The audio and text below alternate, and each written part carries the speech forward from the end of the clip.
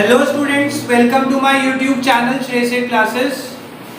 Accounts में हमने last class में एक नया चैप्टर स्टार्ट किया है।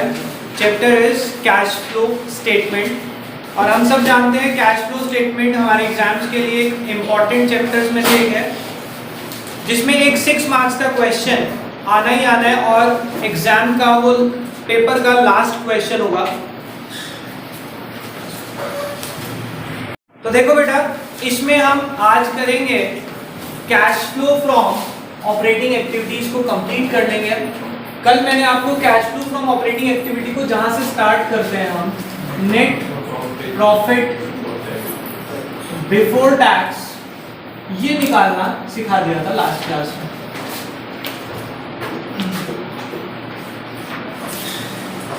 नेट प्रॉफिट बिफोर टैक्स आप यहाँ पे लिखेंगे, जो आपको कैलकुलेट करना मैं सिखा चुका हूँ। इसके बाद क्या होगा बेटा, इधर देखिए सब बच्चे प्लीज, हमें ऐड करनी है 5 आइटम्स।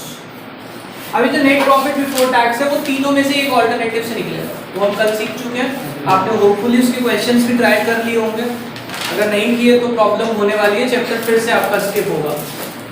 प्रॉफिट बिफोर टैक्स निकालने के बाद मुझे इसमें 5 ट्रांजैक्शंस को ऐड करना है। कौन कौन सी है पहले वो समझते हैं और फिर उसका लॉजिक समझेंगे। सबसे पहले हम ऐड करते हैं डेप्रिसिएशन एंड अमोर्टाइजेशन, दूसरा इंटरेस्ट ऑन लोन्स, बोरोइंग्स और डिबेंचर, या फिर बैंक ओवरड्राफ्ट। कोई भी लोन है, बैंक ओवरड्राफ्ट तो समझते हैं ना क्या होता है, वो भी एक लोन ही होता है। उसके ऊपर भी अगर कोई इंटरेस्ट है वो भी यहाँ पे ऐड होगा। नेक्स्ट ट्रांजैक्शन जो हम याद करेंगे, इसमें जो ऐड करेंगे दैट इज अंडरराइटिंग कमीशन,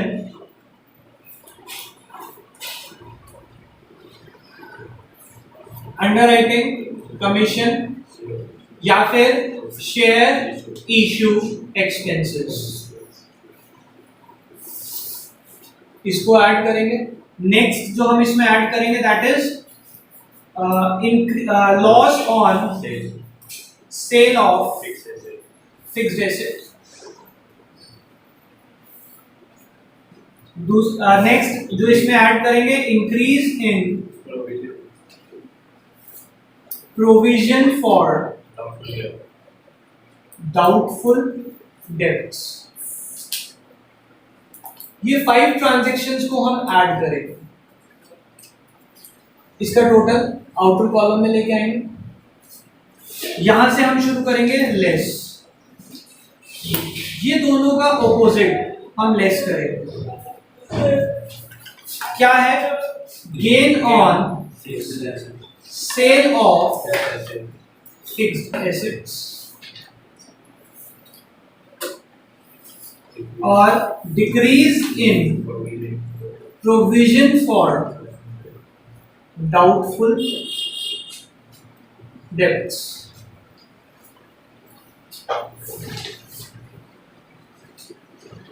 उसके बाद 3 income, rental income, dividend income और इंटरेस्ट इनकम। इसको रिसीव भी लिखते हैं, ये रेंट रिसीव, डिविडेंड रिसीव या इंटरेस्ट रिसीव। ये 5 की 5 चीजें हम लेस करेंगे, ये ऐड और ये लेस। इसके बाद हमारे पास आता है operating profit before working capital changes. But पहले समझते हैं सर, ये 5 चीजें आपने ऐड कराई, अल्टीमेटली तो मुझे ये याद ही करना है, बट ये क्यों ऐड हुआ समझते हैं। बेटा हमने स्टार्ट कहां से किया, नेट प्रॉफिट बिफोर टैक्स, यानी कि ये प्रॉफिट एंड लॉस अकाउंट है। प्रॉफिट एंड लॉस अकाउंट में नेट प्रॉफिट निकलता है और इसमें सारे खर्चे माइनस हुए होते हैं। हमने 5 चीजें एडजस्ट कर ली हैं इसमें, जो मैंने कल सिखाई थी।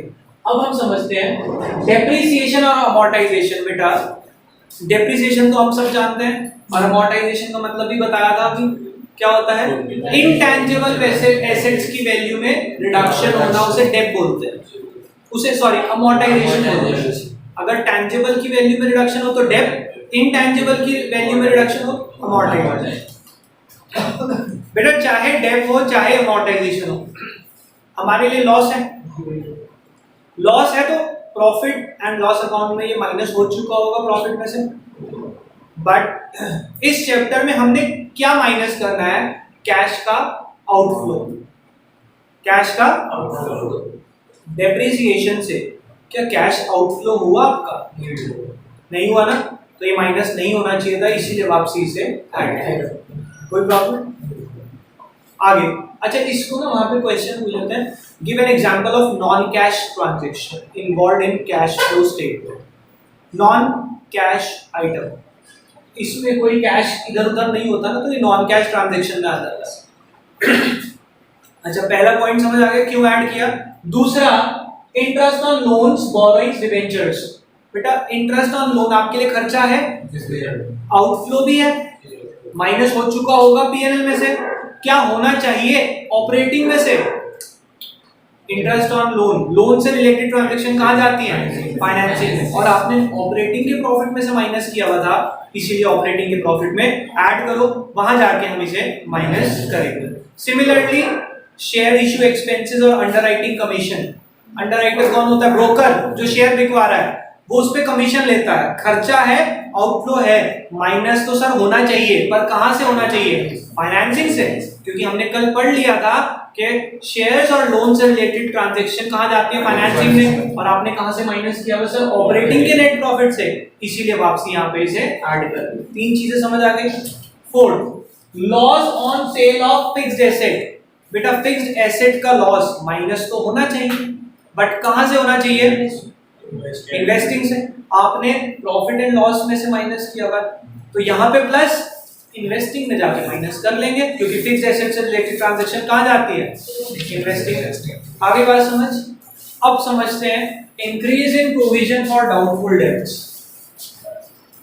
प्रोविजन बनाया है आपने फॉर डाउटफुल डेट्स, यानी कि बैड डेट्स के ऊपर अभी बैड हुए नहीं, आपको अभी डाउट है, तभी तो प्रोविजन बनाया। प्रोविजन मान लो पहले 7,000 का था, अभी वो 10,000 का हो गया। आपने तो ये मान लिया कि वो 3,000 देगा नहीं, आपने पीएनएल में माइनस कर लिया होगा प्रोविजन के नाम से, बट एक्चुअल में क्या कैश आउटफ्लो हुआ आपका? आपको डाउट ही है, और आपने प्रॉफिट में से घटा लिया, जबकि कैश आउटफ्लो तो नहीं है, तो इसलिए वापसी उसे ऐड कर रहे हैं। अगर ये 7,000 से 5,000 हो गया, तो आपने क्या सोचा होगा कि ये तो कम हो गया, यानी कि आपने इसको इनकम बुक कर ली होगी, प्रॉफिट एंड लॉस अकाउंट के प्रॉफिट में बढ़ा लिया होगा, जबकि पैसा आया थोड़ी।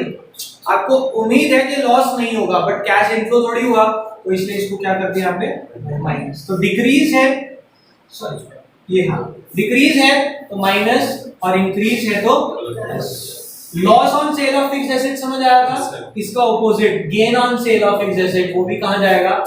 इसमें जाएगा इन्वेस्टिंग एक्टिविटीज में। फिक्स्ड एसेट से रिलेटेड सारा इन्वेस्टिंग में जाता है। अब ये तीन इनकम के बारे में सुनते हैं। रेंट जो कमाया, किस पे कमाया होगा बेटा? फिक्स्ड एसेट, किसी प्रॉपर्टी पे, तो वो कहां जाना चाहिए?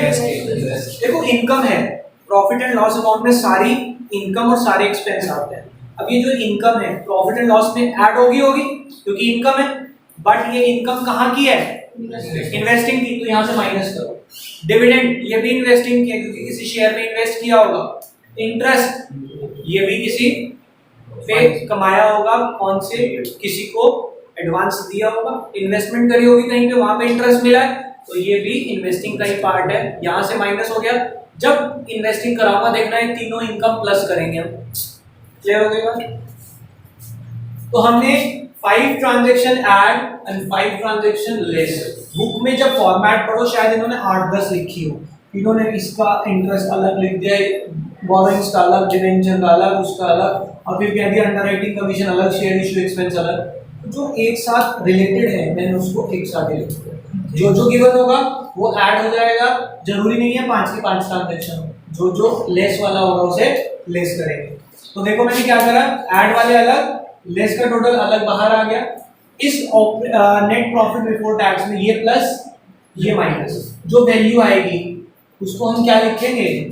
Operating profit, operating profit before working capital changes, यानी कि इसमें वर्किंग कैपिटल का कोई एडजस्टमेंट नहीं हुई। वर्किंग कैपिटल में क्या आता था हमारा, करंट एसेट और करंट लायबिलिटी, यही था फॉर्मूला उसका, current asset minus current liability. ये किससे, वर्किंग कैपिटल से पहले की बातें हैं। तो इसका मतलब वर्किंग कैपिटल एडजस्ट करना है अब इसमें मुझे। अब यहाँ पे फिर से एक हेडिंग डलेगी ऐड और एक हेडिंग डलेगी लेस। क्या ऐड होना है उसके लिए हेडिंग बनानी है मुझे। अब ये वर्किंग कैपिटल का, तो ऑब्वियसली बेटा किसके बारे में होगी, करंट एसेट और करंट लेस में भी करंट एसेट और करंट, इन दोनों के बारे में ही ट्रांजैक्शन होने वाली है क्योंकि वर्किंग कैपिटल की है। तो मैंने हेडिंग क्या बनाई है अभी देखते हैं। पहले समझते हैं कि हेडिंग ऐसी बनेगी तो क्यों बनेगी। सिंपल सी बात आप बताएंगे मुझे। आपके दिमाग में एक चीज बिल्कुल क्लियर होती है, सर कोई चीज इंक्रीज हो रही है तो उसे प्लस करूं या माइनस। नॉर्मल दिमाग कहता है सर इंक्रीज तो प्लस और डिक्रीज तो माइनस। ये तो दिमाग नॉर्मली बोलता है। अगर हम बात करें डेटर्स या स्टॉक, ये करंट एसेट है, ये करंट लायबिलिटी है। स्टॉक हमारा करंट एसेट है या करंट लायबिलिटी है, एसेट है। करंट एसेट को तो क्लासिफाई करना आता है ना। स्टॉक अगर 2019-2020 पहले था 1 लाख, अभी हो गया 120, स्टॉक की वैल्यू बढ़ी। आपका दिमाग क्या कहेगा कि सर देखते ही इसे क्या करते हैं आप, प्लस कर दें क्योंकि इंक्रीज है। लेकिन ये माइनस क्यों माइनस होगा, सोचते हैं बेटा। स्टॉक 1 लाख का था, अभी एक 20 का हो गया, इसका मतलब 20,000 का और खरीदा है। 1 लाख का था, एक 20 का हो गया, यानी कि 20 का खरीदा है। अब 20 का खरीदा है, स्टॉक तो आया, हम चैप्टर कौन सा कर रहे हैं, तो कैश तो गया होगा, यानी कि ये आउटफ्लो है, तो इसे माइनस करना चाहिए। तो सिंपल सा लॉजिक क्या बनेगा कि सर ये जो रूल्स है ना, ये करंट एसेट्स के साथ ऑपोजिट हो जाएंगे। करंट एसेट के साथ ऑपोजिट हो जाएंगे। इसके जितने मर्जी लॉजिक लगा लेना आप, अल्टीमेट रिजल्ट यही मिलेगा। बट अगर मैं किसी करंट लायबिलिटी लाइक क्रेडिटर्स के साथ बात करूं, मान लो सेम वैल्यू ले लेते हैं या थोड़ा सा चेंज कर लेते हैं, 80,000 से 110 हो गया, क्रेडिटर्स की वैल्यू 30 से 20, या आप क्रेडिटर से बेटर समझ पाएंगे। सपोज हम क्या लेना, लोन या बैंक ओवरड्राफ्ट, कोई भी आप क्रेडिटर ही ले सकते हैं या बिल पेएबल भी ले सकते हैं आप, वो दोनों एक ही होते हैं। क्रेडिटर की वैल्यू अगर बढ़ रही है तो ऐड क्यों, आउटफ्लो है, आपके पास आएगी पेमेंट। दूसरी बात, अगर आप सोच पाए कि क्रेडिटर को 80 से 70 रह गए, क्रेडिटर 80 से, इसका मतलब क्या है कि हमने क्रेडिटर की वैल्यू कम कैसे हुई, हमने पैसा दिया होगा। इनफ्लो या आउटफ्लो, आउटफ्लो है यानी कि माइनस होना चाहिए। एक चीज और देखो, इसकी वैल्यू कम हो रही है, तो रूल के हिसाब से भी माइनस होना चाहिए और आउटफ्लो के हिसाब से भी माइनस। इसका मतलब ये जो रूल है ये करंट लायबिलिटीज के साथ सेम अप्लाई होते हैं, जैसा हमारा दिमाग बोलता है। तो एक सिंपल सा फंडा बना लो, जब ये हेडिंग बनाए करंट एसेट के साथ ऑपोजिट और करंट लायबिलिटीज के साथ सेम। करंट एसेट ऐड कब होंगे, जब आएगा डिक्रीज इन करंट एसेट, और करंट लायबिलिटी ऐड कब होंगी, decrease in current liability. Similarly less कब होंगी, इंक्रीज इन करंट एसेट और डिक्रीज इन करंट लायबिलिटी। अब इसको शो कैसे करूंगा, सपोज यही वैल्यू ले लेते हैं। हमारे को दिया हुआ है क्वेश्चन में स्टॉक 1 लाख से 130 हो गया, बढ़ गया, तो हमारे को देखना है करंट एसेट बढ़ गया मतलब माइनस, क्या लिखूंगा, इंक्रीज इन स्टॉक कितना, 20,000। क्रेडिटर कम हो गया यानी करंट लायबिलिटी कम हो गया यानी कि प्लस क्या लिखूंगा, इंक्रीज इन क्रेडिटर 10,000। और भी कोई ट्रांजैक्शन होगी तो उसकी वैल्यू यहाँ लिखेंगे, प्लस वाले का टोटल बाहर और माइनस वाले का टोटल बाहर। इसमें ये प्लस ये माइनस वैल्यू आएगी, इसको हम क्या बोलेंगे, कैश जनरेटेड फ्रॉम ऑपरेशन। क्या लिखने वाले हैं इसको हम, कैश जनरेटेड फ्रॉम ऑपरेशन। ठीक है, इसमें से हम माइनस करेंगे इनकम टैक्स पे। इनकम टैक्स कौन सा पे करते हैं बेटा, पिछले साल का प्रोविजन फॉर टैक्स जो पिछले साल का पड़ा, क्योंकि इस साल का प्रोविजन तो अगले साल पे होगा, बट यहाँ पे आप लेंगे नेट ऑफ रिफंड। अगर कोई रिफंड है तो उसे इनकम टैक्स पेड में से माइनस करके, क्योंकि रिफंड मैंने ऊपर से हटा दिया था, ये कहा था कि इनकम टैक्स में से एडजस्ट होता है जब हमने कल ये सीखा था। ठीक है, तो income tax paid net of refund, और लास्ट पॉइंट हम करेंगे प्लस या माइनस, दोनों में से कुछ भी हो सकता है, एक्स्ट्रा ऑर्डिनरी आइटम। ये कौन सा है सर, बेटा ध्यान से समझना, ये जो आपने वर्किंग नोट में जो एक्स्ट्रा ऑर्डिनरी आइटम लिखी होगी, अगर वहां प्लस हुई है तो यहाँ माइनस, वहां माइनस हुई है तो यहाँ उसका रेसिप्रोकल हो जाता है। समझ आ गई बात। अगर आपके वर्किंग नोट में कुछ है तो, नहीं है तो ये नहीं लिखा जाता।